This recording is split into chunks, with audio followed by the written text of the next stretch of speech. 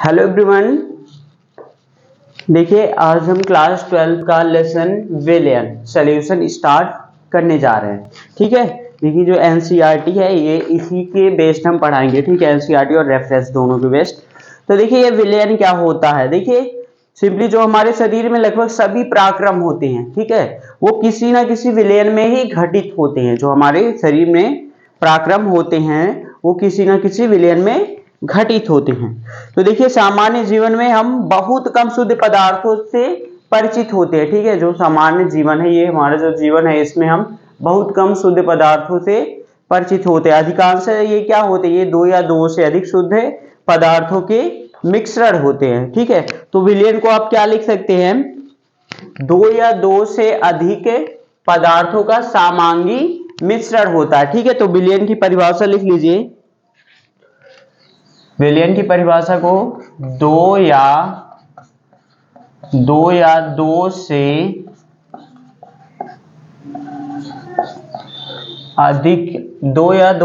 अधिक पदार्थों के सामांगी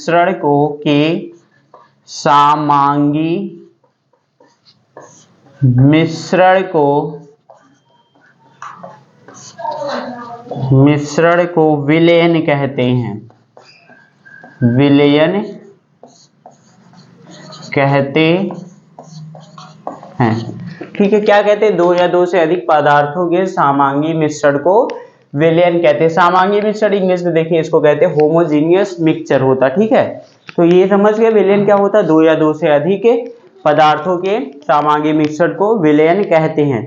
देखिए सामांगी मिश्रण में क्या होता है, सामांगी मिश्रण क्या होता है, जिसमें जो विलयन होता है कि प्रत्येक भाग का क्या होता है, संघटन समान होता है। तो ये सामांगी मिश्रण क्या होता है, इसको भी यहाँ पे लिख लेंगे। इसी के आगे इसी में लिख लीजिए, दो या दो से अधिक पदार्थों के सामांगी मिश्रण को विलयन कहते हैं। सामांगी मिश्रण में क्या होता है, सामांगी मिश्रण, ठीक है, सामांगी मिश्रण में जो विलयन बनेगा, ठीक है, होमोजेनियस सॉल्यूशन जो होता है, सामांगी मिश्रण को ब्रैकेट में ऐसे सॉल्यूशन लिख देंगे। ठीक है, मीन्स विलयन के प्रत्येक भाग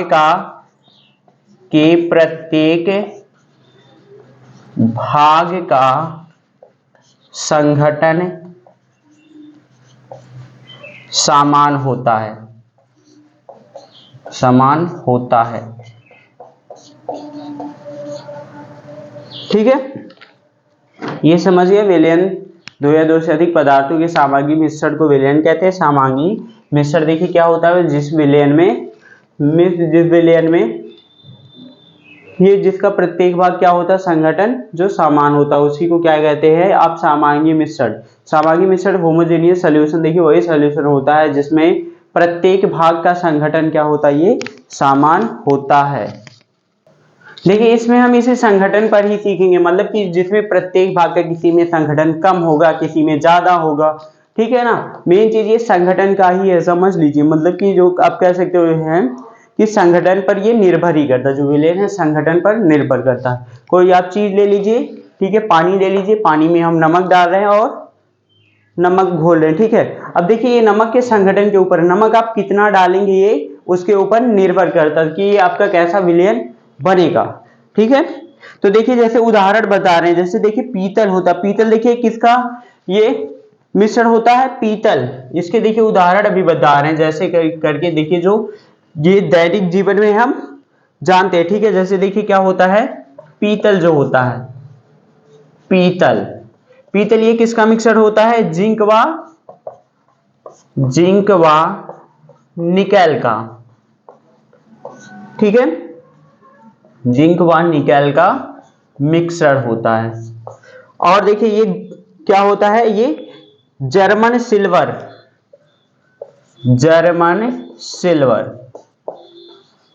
देखिए जो जर्मन सिल्वर ये किस चीज का मिक्सचर होती है, ये तीन चीज का मिक्सचर होती है। क्या होता है, कापर का, ठीक है, जिंक व निकेल का, जिंक व निकेल का। ठीक, और देखिए यहां पे दिया गया है कांसे, एक चीज और दिया गया है कांसे। कहां से देखिए किस किस चीज का मिश्रण होता है, ये तांबे का होता है, तांबे एवं टीन का होता है, टीन का मिश्रण। ठीक है, देखिए जो पीतल होता है, पीतल किसका होता है, जिंक व निकल का मिश्रण होता है। इसका जो गुण रहेगा, जो इसका गुण रहेगा, ये जर्मन सिल्वर और कांसे से क्या हो जाएगा, मतलब कि आप कह सकते हैं सभी का जो गुण रहता है यहाँ पे ये अलग अलग होता है। ठीक है, और देखिए एक चीज इंपॉर्टेंट दी गई है यहाँ पे, जो जल में उपस्थित फ्लोराइड आयनों की मात्रा। ठीक है, अगर देखिए जल में उपस्थित जो फ्लोराइड आयन होते हैं, तो इसको भी लिख लीजिएगा यहाँ पे कोई पॉइंट बना करके। इसमें देखिए मतलब इसका जो गुण होगा तीनों का क्या हो जाएगा, सभी का गुण क्या होंगे, ये भिन्न होंगे। समझ है ना, क्योंकि ये अलग अलग टाइप के ये मिले हुए हैं, तो इन लोग का जो गुण भी होगा ये क्या हो जाएगा, अलग अलग होगा। ठीक है, भिन्न होगा। और देखिए आगे बता रहे हैं कि मतलब कि जो कह रहे हैं जल में उपस्थित फ्लोराइड आयनों की, किसमें, जल में उपस्थित फ्लोराइड आयनों की, फ्लोराइड,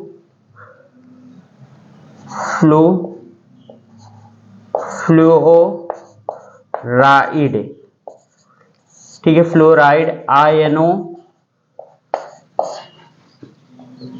की देखिए कितना होता है, 1.0, ये पीपीएम का मतलब अभी पढ़ेंगे, पार्ट्स पर मिलियन है। ठीक है, जल में उपस्थित फ्लोराइड आयनों की 1.0 पार्ट्स पर मिलियन मात्रा ये क्या करती है, ये दंत क्षारण को रोकती है, दंत क्षारण को रोकती है।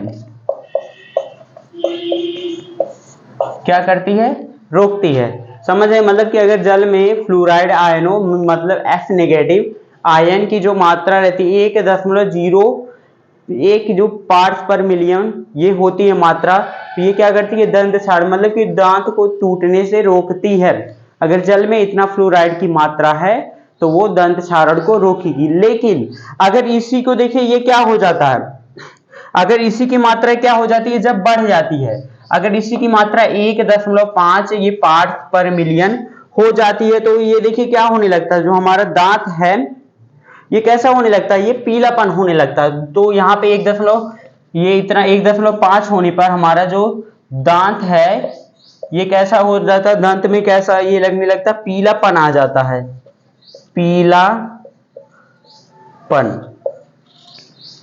ठीक है, पीलापन क्यों होता है, क्योंकि जो जल में उपस्थित फ्लोराइड आयनों की जो यहाँ पे सांद्रता होती है ये कितना होती है, 1.5 पार्ट्स पर मिलियन होती है, इसीलिए हमारा जो दांत होता है ये पीला होने लगता है। ठीक है, अब देखिए कह रहा है कि अधिक है, मतलब कि जो फ्लोराइड आयनों की अधिक सांद्रता क्या हो सकती है, जहरीली हो सकती है। मतलब और ज्यादा आप फ्लोराइड आयनों की सांद्रता ले लेंगे तो वो जहरीली सिद्ध होती है। जैसे देखिए दिया गया सोडियम फ्लोराइड चूहे के लिए जहर के रूप में उपयोग होता है। क्या होता है, सोडियम फ्लोराइड, सोडियम फ्लोराइड यहाँ पे एक पॉइंट करके लिख लेंगे। मतलब कि आप कह सकते हो जो फ्लोराइड है जैसे जैसे उसकी सांद्रता बढ़ेगी तो वो क्या हो जाएगा, वो जहरीला सिद्ध होगा। ठीक है, तो यहाँ पे देखिए दिया गया है कि sodium fluoride, sodium fluoride, fluoride, देखिए जो सोडियम फ्लोराइड रहता है इसका सूत्र होगा NaF। ठीक है, सोडियम फ्लोराइड ये किसके मारने की दवा होती है, चूहे के लिए जहर के रूप में होता है। ठीक है, किसके लिए, चूहे के लिए जहर। ठीक है, चूहे के लिए क्या होती है, ये जो सोडियम फ्लोराइड होती है चूहे के लिए जहर होती है। और देखिए कह रहा है कि यहाँ पे जो अंतःशिरा इंजेक्शन होता है, मतलब कि जो इंट्रावेनस जो नस में लगाया जाता है इंजेक्शन होता है, वो हमेशा क्या होता है, लवणीय जल में एक निश्चित आयनिक सांद्रता पर क्या होते हैं, घोले जाती है। मतलब कि एक निश्चित सांद्रता पर ही वो इंजेक्शन घोले जाते हैं जो रक्त प्लाज्मा की सांद्रता से सदृश होती है। ठीक है, तो ये सब क्या थे, इसके एग्जाम्पल्स थे। ठीक है, तो चलिए ठीक है, अब हम देखते हैं यहाँ पे इसमें इतना देखिए ये समझ गए। अब चलिए हाँ देखते हैं, जब देखिए कोई भी अगर विलयन है, मतलब कि जब दो पदार्थ से मिलकर के बना रहता है तो उसको क्या कहते हैं, दो अंगी विलयन कहते हैं, बाइनरी सॉल्यूशन कहते हैं। अगर जो कोई भी पदार्थ तीन मतलब कोई भी हम विलयन बना रहे हैं वो तीन चीज से मिलकर के बना हो तो उसको क्या कहेंगे, त्रिआंगी विलयन कहेंगे। ठीक है, समझ में आ रहा है? तो चलिए आगे यहाँ पे अब ये तो सिंपल डिफिनेशन दे रहे थे। अब विलयन के बाद यहाँ पे आपने लिखा है, ठीक है, इसके बाद लिखेंगे कि मतलब कि जब कोई भी पदार्थ हमने ले लिया, यहाँ पे क्या ले लिया, यहाँ पे एक विलयन में a प्लस बी घोल रहे हैं, ठीक है, तो ये कौन सा विलयन हो जाएगा, ये आपका हो जाएगा दो आंगी विलयन हो जाएगा। ठीक है, बाइनरी सॉल्यूशन, दो आंगी विलयन। ठीक है, वैसे ही अगर हम क्या ले रहे हैं, a प्लस बी प्लस सी ले रहे हैं, तीन चीज हम घोल रहे हैं, ठीक है, तो ये क्या हो जाएगा, त्रिआंगी विलयन हो जाएगा। ठीक है, त्रिआंगी विलयन, ठीक है, टर्नरी ये विलयन हो जाएगा। ठीक है, इतना समझ में आ रहा? तो अभी आगे यहाँ पे हेडिंग डाल लीजिए बाइनरी सॉल्यूशन, मतलब कि दो आंगी विलयन, दो आंगी विलयन क्या है, दो आंगी विलयन। देखिए इसको इंग्लिश में क्या कहते हैं, बाइनरी सॉल्यूशन, बाइनरी सॉल्यूशन। अब देखिए बाइनरी सॉल्यूशन क्या होता है, सिंपली क्या कह सकते हैं, दो पदार्थों से मिलकर के बने विलयन को क्या कहते हैं, दो आंगी विलयन कहते हैं, बाइनरी सॉल्यूशन कहते हैं। ठीक है, तो इसकी यहां में लिख लेंगे, दो पदार्थों से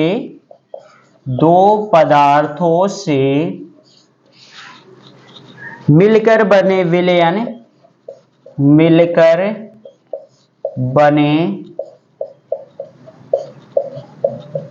विलयन को हम क्या कहते हैं, दो पदार्थों से मिलकर बने विलयन को दो आंगी विलयन कहते हैं। ठीक है, जैसे उदाहरण में क्या लिख लेंगे, चीनी तथा पानी का जो विलयन हो गया, ठीक है, नमक पानी का ही हो गया।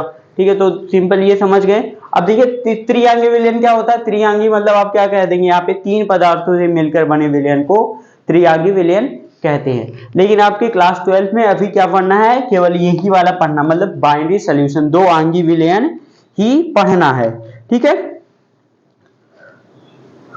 अब देखिए यहां पे हम अब इसको देखते हैं, मतलब कि इसमें विलेय कौन सा होगा, विलायक कौन सा होगा, ये भी इंपॉर्टेंट है। मतलब कि दो पदार्थ हैं, कोई पदार्थ कोई ज्यादा होगा और कोई पदार्थ क्या होगा, कम होगा। ठीक है, तो देखिए अब यहाँ पे हेडिंग डाल लीजिएगा, विलेय क्या होते हैं और विलायक क्या होते हैं।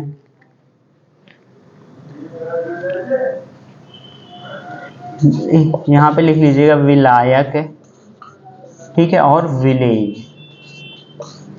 देखिए विलायक को क्या कहते हैं, विलायक को इंग्लिश में क्या कहते हैं, सॉल्वेंट कहते हैं, और विलेय को क्या कहते हैं, विलेय को सॉल्यूट कहते हैं। ठीक है, देखिए विलायक क्या होता है, विलायक क्या होता है, देखिए जो दो आंगी सामांगी मिश्रण में जो अवयव, मतलब कि जो अवयव इसमें दो आंगी सामांगी मिश्रण में जो अवयव क्या होता, अधिक मात्रा में होता है, उसी को क्या कहते हैं, विलायक कहते हैं। ठीक है, ये क्या हो जाएगा, अधिक मात्रा में होगा, अधिक मात्रा में होगा।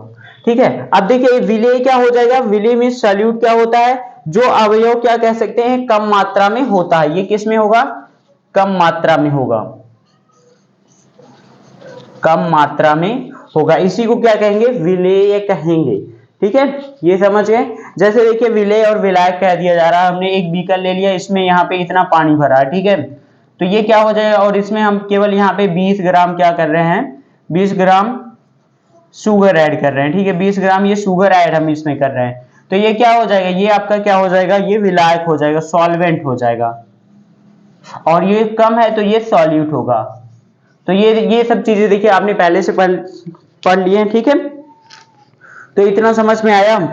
तो चलिए देखते हैं यहाँ पे अब क्या होता है, विलयन का गुण क्या होता है। ठीक है, हेडिंग डाल लीजिए, विलयन का गुण। देखिए विलयन का क्या गुण होता है, विलयन जो होती है वो विलयन में एक ही प्रवस्था होती है, मतलब कि ये क्या होती है, सिंगल फेज होता है, केवल एक ही फेज होता है। ठीक है, मतलब क्या कह सकते हैं, यह एकल प्रवस्था तंत्र है। तो विलयन क्या है, एकल प्रवस्था तंत्र, मतलब ये जो मिलेगा तो एक ही प्रवस्था में आ जाएगा। ठीक है, दो प्रवस्था में नहीं जाएगा।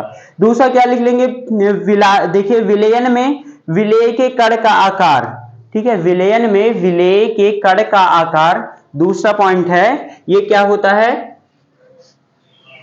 हाँ, विलयन में विलेय के कणों का आकार क्या होता है, 10 की पावर -7 से लेकर के 10 की पावर -8 सेंटीमीटर तक होता है। ठीक है, दूसरा पॉइंट ये लिख लेंगे इसका गुण, मतलब कि विलयन में विलेय के कणों का आकार 10 की पावर -7 से लेकर के 10 की पावर -8 सेंटीमीटर होता है। ठीक है, अब देखिए मतलब कि अगर ये क्या कह दिया जाए, विलयन के घटकों को भौतिक विधियों द्वारा सरलता से पृथक नहीं किया जा सकता। मतलब कि जो विलयन है, विलयन के घटक, घटक कौन से होते हैं, ये सॉल्यूट हो गया, सॉल्वेंट हो गया। अब इनको भौतिक विधियों द्वारा यहाँ पे आप इनको अलग नहीं कर सकते। ठीक है, ये गुण हो गया तीसरा। और एक गुण यहाँ पे लिख देंगे। ठीक है, एक गुण ये लिख लीजिएगा, जैसे कि देखिए विलयन के गुणधर्म, जैसे क्या हो गया, घनत्व हो गया, श्यानता हो गया, पृष्ठ तनाव हो गया, क्वथनांक, हिमांक आदि विलयन के संगठन के साथ साथ परिवर्तित होते हैं। ठीक है, मतलब कि विलयन के संगठन के साथ साथ परिवर्तित होंगे। मतलब अगर यहाँ पे हम कह दें कि इसमें हम ये पानी ले लें, ठीक है, इसको हम नमक ले लें, अब इसमें थोड़ा सा नमक डालें तो क्या हो जाएगा, इसका जो घनत्व रहेगा थोड़ा सा परिवर्तित हो जाएगा। और मान लीजिए यहाँ पे 50 ग्राम डाल दे तो घनत्व तो सब कुछ बढ़ जाएगा ना, तो ये क्या हो जाएगा, ये इसके गुण थे। ठीक है, तो चलिए ठीक है, तो इतना समझ गए। अब चलिए देखते हैं इसके बाद विलयन के प्रकार। ठीक है, हेडिंग डाल दीजिएगा विलयन के प्रकार। ठीक, ये हेडिंग आपने डाल लिया, क्या है, विलयनों के प्रकार, टाइप ऑफ सॉल्यूशंस। ठीक है, अब देखिए ये जो क्या होते हैं, मतलब विलयनों को निम्नलिखित आधारों पर वर्गीकृत किया गया है। ठीक है, जो विलयन होते हैं, विलयनों को क्या किया गया है, निम्नलिखित आधारों पर वर्गीकृत किया गया है। ठीक है, तो पहला देखिए क्या क्या है, पहला वाला देखते हैं। पहला ये देखते हैं विलेय की मात्रा के आधार पर। इसमें पहला क्या पढ़ेंगे, विलेय की मात्रा के आधार पर। हेडिंग डाल लीजिएगा विलेय की मात्रा के आधार पर। ठीक है, विलेय की मात्रा के आधार पर, तो इसको इंग्लिश में लिख लीजिए क्या, on the basis of quantity of solute, on the basis of quantity of solute. ठीक है, विलेय की मात्रा के आधार पर। देखिए विलेय की मात्रा के आधार पर अभी देखिए पढ़ेंगे अभी और है, मतलब कि विलयन के जो प्रकार होते हैं ये क्या होते हैं, निम्न आधारों पर वर्गीकृत किया गया है। तो इसमें से हम पहला पढ़ रहे हैं विलेय की मात्रा के आधार पर। ठीक है, और भी है, और दूसरा देखिए क्या है, विलायक की भौतिक अवस्था के आधार पर है, और क्या, विलायक और विलेय की भौतिक अवस्था के आधार पर है। ठीक है, तो तीन प्रकार का हमें पढ़ना, विलयनों के प्रकार ये तीन प्रकार का पढ़ना है। तो इसमें सबसे पहले पहला हेडिंग डालनी है, तो ये पहला ही डलवा रहे हैं, विलेय की मात्रा के आधार पर पढ़ेंगे। तो देखिए ये क्या होता है, इसमें हम देखिए विलेय की मात्रा के आधार पर ये जो विलयन होते हैं ये निम्न प्रकार के होते हैं। मतलब इसके भी जो विलेय की मात्रा के आधार पर विलयन क्या होते हैं, निम्न प्रकार के होते हैं। अब इसके अंदर देखिए अब क्या पढ़ेंगे, पहला क्या हेडिंग डाल लीजिएगा, पहला नंबर ये तनु विलयन। ठीक है, क्या होता है, तनु विलयन। ठीक है, तनु विलयन को इंग्लिश में कहते हैं डाइल्यूट सॉल्यूशन, डाइल्यूट सॉल्यूशन। देखिए तनु विलयन क्या होता है,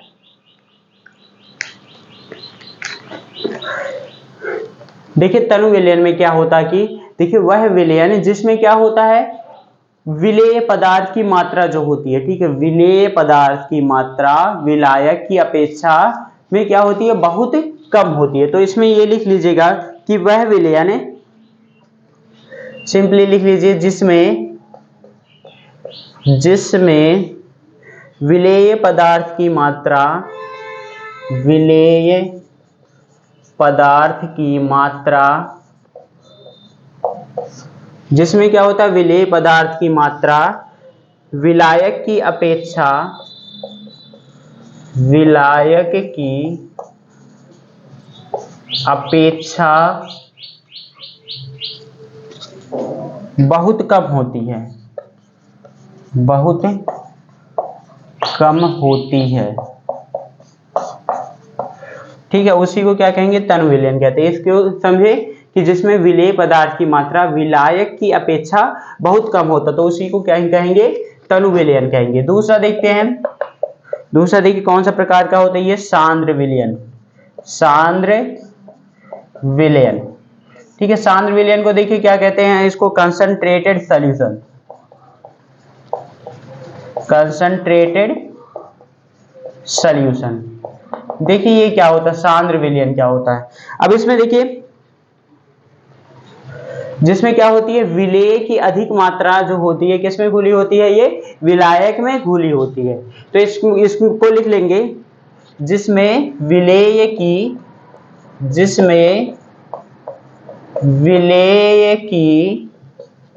अधिक मात्रा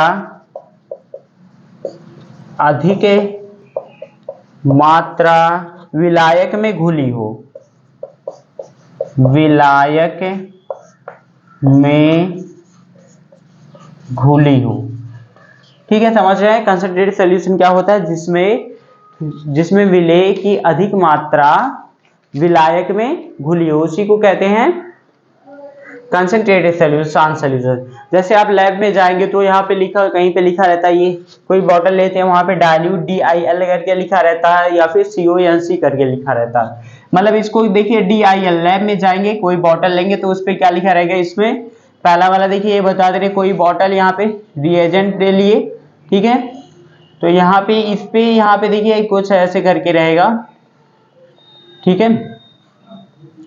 तो अगर यहाँ पे देखिए क्या दिया गया है, यहाँ पे लिखा है DIL, डिल H2SO4, ठीक है। DIL का मतलब क्या समझ जाएंगे, ये डाइल्यूट सॉल्यूशन है, मतलब कि इसमें जो है सल्फ्यूरिक अम्ल है, इसकी जो मात्रा है ये कम है, ठीक है। कह सकते हैं 30% ये क्या है, सल्फ्यूरिक अम्ल है, प्लस ये क्या हो जाएगा, यहाँ पे 70% क्या हो जाएगा, 70% ये क्या है, ये H2O है, ये क्या है आपका H2SO4 है, ठीक है। इसमें जो क्या होती है, विलेय पदार्थ की मात्रा क्या होती है, कम होती है। लेकिन सांद्र विलयन में क्या होता है, आप कोई बॉटल लिए, ठीक है, उस पे क्या लिखा है, उस पे अगर लिखा है सांद्र, ठीक है, यहाँ पे अगर लिख दिया गया सांद्र को देखिए इंग्लिश में यहाँ पे क्या लिख सकते हैं, यहाँ पे कंसंट्रेटेड H2SO CONC लिखा रहेगा, कंसंट्रेटेड H2SO4, मतलब कि इसकी सांद्रता क्या है, विलेय पदार्थ की जो मात्रा है इसमें अधिक है। कह दिया जाए कि यहाँ पे ये क्या हो जाएगा, 80% क्या है, H2SO4 है,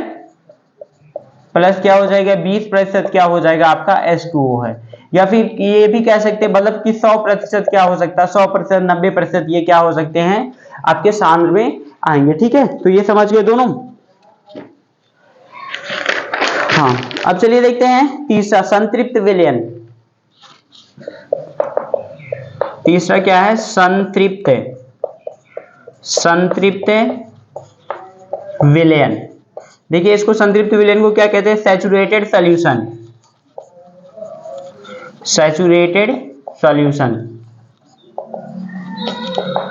सैचुरेटेड, ये देखिए क्या होता है, इसको देखिए ये लिखेंगे, किसी विलेय पदार्थ की वह अधिकतम मात्रा जो किसी एक निश्चित ताप पर, मतलब कि उसका जो ताप हो उस पर क्या हो जाए, वो घुल जाए, ठीक है। जो विलेय है किसी निश्चित ताप पर जितना घुल सकता है वही क्या हो जाएगा, वो इसका संतृप्त विलयन है। मान लीजिए हम चीनी पानी का ले लिया, ठीक है मिक्सर, तो अब उसको हम घोल रहे हैं, अब तब तक घोलेंगे जब तक कि वो चीनी बचने ना लगे, मतलब कि एक ऐसी कंडीशन आएगी आप चीनी बचने लगेगी, ठीक है। मतलब कि बचने से पहले कह रहे हैं, मतलब कि जब सभी चीनियां क्या हो जाती है, घुल जाती हैं एक निश्चित ताप पर, तो वही क्या हो जाएगा, आपका संतृप्त विलयन होगा, ठीक है। तो इसको कैसे परिभाषित करेंगे, इसको भी लिख लीजिए, किसी विलेय पदार्थ की वह अधिकतम मात्रा, किसी विलेय पदार्थ की वह अधिकतम मात्रा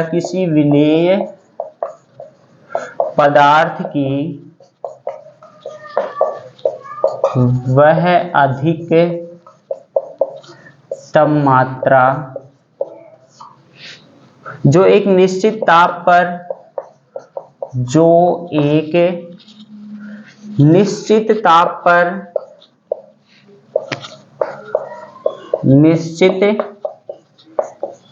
पर 100 ग्राम विलायक में घुल सके, 100 ग्राम विलायक में घुल सके,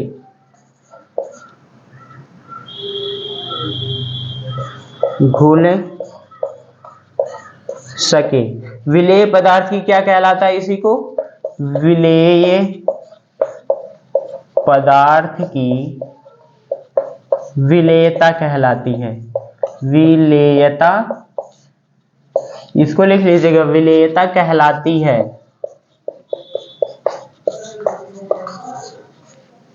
और इसी प्रकार के विलयन को क्या कहते हैं? संतृप्त विलयन कहते हैं। तो क्या लिख देंगे? इस प्रकार के विलयन को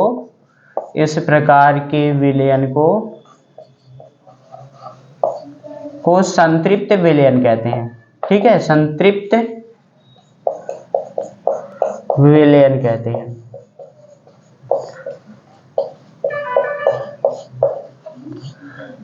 ठीक है, क्या होता है? किसी विलेय पदार्थ की वह अधिकतम मात्रा जो एक निश्चित ताप पर 100 ग्राम विलायक में घुल सके, विलेय पदार्थ की विलेयता कहलाती है। इस प्रकार के विलयन को क्या कहते हैं? संतृप्त विलयन कहते हैं। ठीक है, अब चौथा पॉइंट यहाँ पे लिख लीजिएगा, असंतृप्त विलयन। असंतृप्त विलयन, इसको देखिए क्या कहेंगे? Unsaturated solution. Unsaturated solution. ठीक है, ये क्या है? Unsaturated solution. देखिए ये क्या होता है, देखिए क्या होता है? वह विलयन, देखिए असंतृप्त विलयन क्या होता है कि वह विलयन जिसमें विलेय की मात्रा जो होती है वो क्या होती है? संतृप्त विलयन। ये संतृप्त विलयन की अपेक्षा में क्या होती है? कम होती है। तो ठीक है, इसमें जैसे कि उदाहरण देकर बता रहे हैं, जैसे हम लिए ये वाटर हो गया, वाटर यहां पे हमने क्या ले लिया? शुगर हो गया। ठीक है, शुगर को हम इसमें देखिए हम तब तक ऐड करेंगे जब तक कि ये क्या हो जाती है? शुगर घुल जाती है। ठीक है, तो ये क्या हो जाता है? संतृप्त विलयन हो जाता है। लेकिन ये क्या हो जाएगा? असंतृप्त में क्या हो जाएगा? मतलब विलेय की मात्रा कम हो गई, मतलब कि हम थोड़ा सा पानी डाल करके घोल दिए। ठीक है, तो वो क्या हो जाएगा? मतलब कहते हैं कम गाढ़ा और कम गाढ़ा कहते हैं ना, तो ये भी क्या होता है? असंतृप्त विलयन होता है। मतलब कि जिसमें संतृप्त विलयन में जो विलेय पदार्थ की क्या होती है? जो मात्रा क्या हो जाती है? कम हो जाती है, उसी को कहते हैं असंतृप्त विलयन कहते हैं। तो इसको भी लिख लीजिए, क्या होता है? लिखिए, वह विलयन जिसमें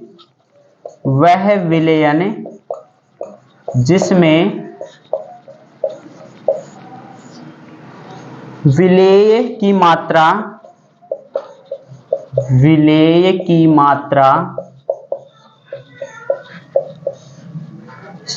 संतृप्त विलयन की अपेक्षा संतृप्त विलयन, ठीक है, संतृप्त विलयन की अपेक्षा कम होती है।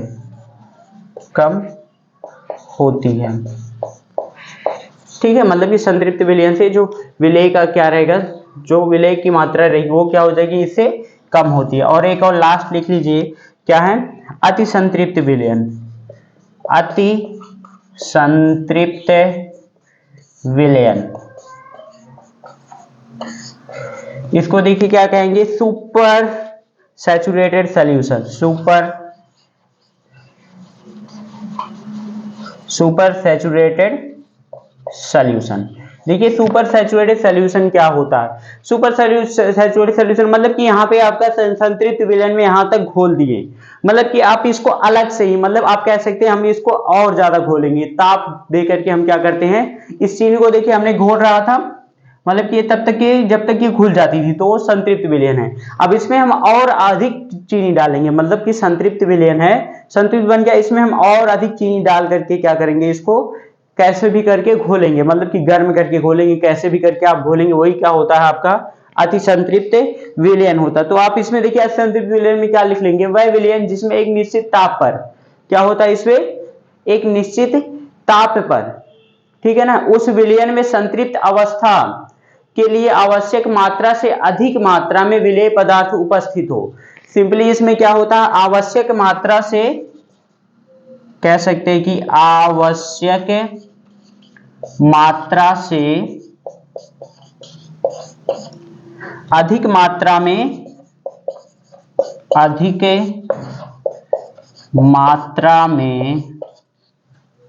विलेय पदार्थ उपस्थित हो। विलेय पदार्थ उपस्थित हो,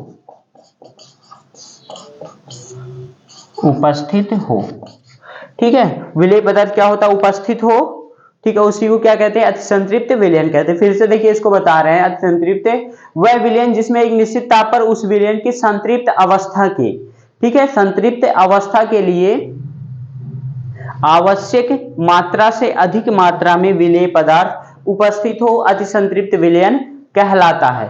ठीक है, अब देखिए जो अतिसंतृप्त विलयन रहेगा ये कुछ समय बाद क्या हो जाएगा, ये जो विलेय रहेंगे, जो अधिक विलेय उसमें घोले रहेंगे वो क्या हो जाएंगे, एकत्रित हो जाएंगे, मतलब कि पृथक हो जाएंगे और संतृप्त विलयन बन जाएंगे।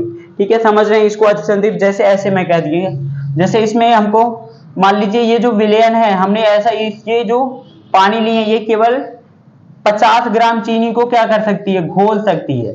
ठीक है, इसमें 50 ग्राम केवल चीनी पूरी रूप से घुल जा रही है। अब अगर हम इसमें 60 ग्राम क्या कर रहे हैं, चीनी को ऐड कर रहे हैं, तो हमने आवश्यक मात्रा से अधिक मात्रा में विलेय पदार्थ को ऐड कर दिया, तो ये क्या हो जाएगा आपका अतिसंतृप्त विलयन हो जाएगा। लेकिन घोलेंगे तो घुलेगा, लेकिन कुछ टाइम बाद क्या हो जाएगा, ये क्या हो जाएगा, यहाँ पे कहीं ना कहीं अलग हो जाएगा। ठीक है, तो ये थे आपके पहला विलेय की मात्रा के आधार पर 5 प्रकार के होते हैं। ठीक है, तो इतना देखिए नोट कर चुके। अब चलिए जो दूसरा देखते हैं, दूसरा क्या है, विलायक की भौतिक अवस्था के आधार पर। ठीक है, दूसरी हेडिंग डाल लीजिए, इसमें दूसरा नंबर है, विलयन के प्रकार है, क्या है, विलायक की भौतिक अवस्था के आधार पर। ठीक है, तो दूसरा आपने हेडिंग डाल लिया, देखिए विलायक की भौतिक अवस्था के आधार पर। ठीक है, इसमें देखिए क्या होते हैं, on the basis of physical state of solvent, इसको इंग्लिश में कहते हैं on the basis of physical state of solvent. और तीसरा ये पढ़ना है कि विलायक और विलेय की भौतिक अवस्था के आधार पर क्या है, on the basis of physical state of solvent and solute. ठीक है, तो इसमें देखिए क्या होता है, विलायक की भौतिक अवस्था के आधार पर ये क्या होते हैं, 3 प्रकार के होते हैं। ठीक है, पहला देखिए कौन सा हो जाएगा, गैसीय विलयन हो जाएगा। पहला इसमें पढ़ेंगे गैसीय विलयन, गैसीय विलयन। ठीक है, इसको गैसीय विलयन को देखिए गैसियस सॉल्यूशन कहेंगे,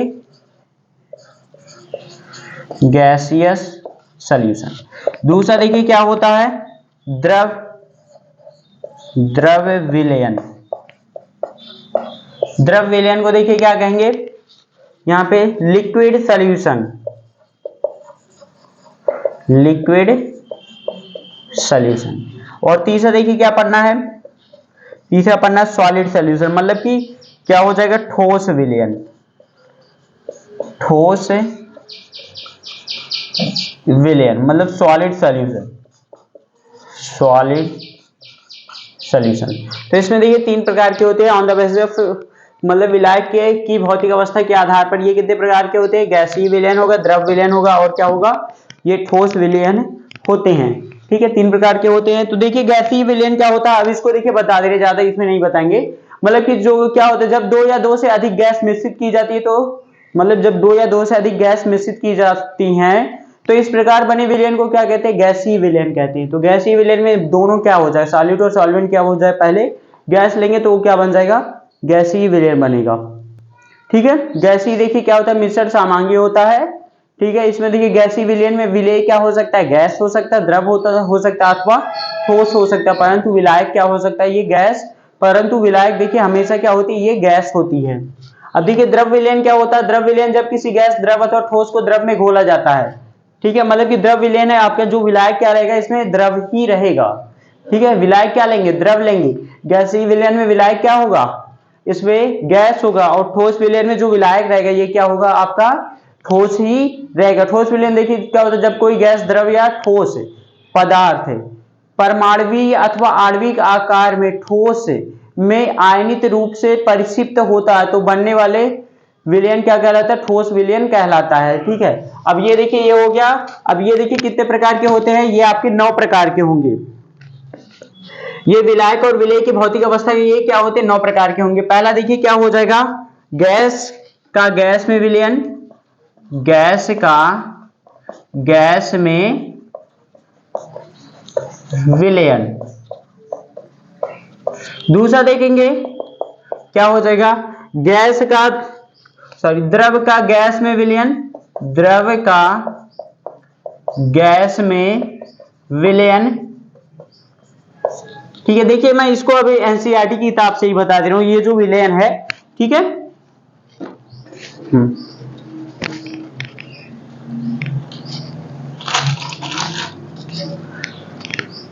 देखिए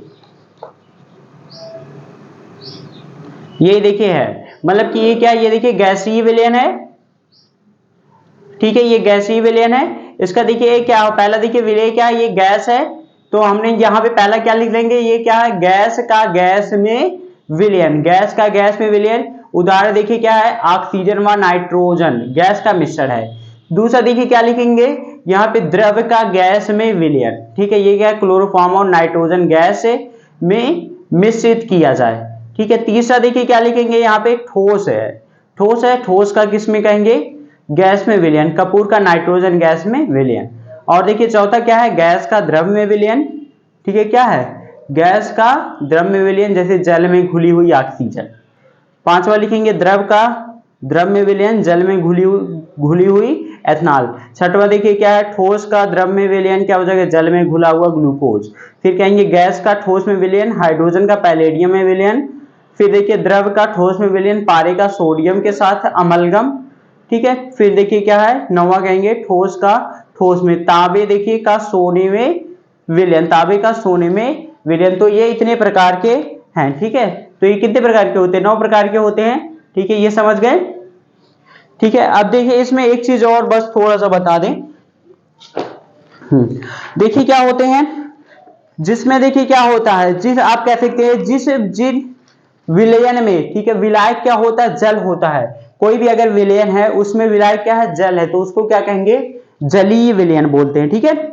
जिस विलयन में विलायक क्या होता है, जल होता, तो उसको क्या कहेंगे, जलीय विलयन कहते हैं, ठीक है। और जिस विलयन में विलायक जल नहीं होता, कोई और होता है, जैसे बेंजीन हो गया, ईथर हो गया, ये सब होते हैं, तो आपका ये क्या कहलाएगा, निर्जलीय विलयन कहलाएगा, ठीक है, इतना ध्यान रखिएगा। अगर विलायक जल है तो जलीय विलयन, ठीक है, अगर विलायक जल नहीं है तो वो निर्जलीय विलयन कहलाएगा। तो आज के वीडियो में इतना ही, okay, thank you, I hope आपको समझ में आया होगा, अगर नहीं आया होगा तो कमेंट करिएगा, फिर से बताएंगे, ठीक है।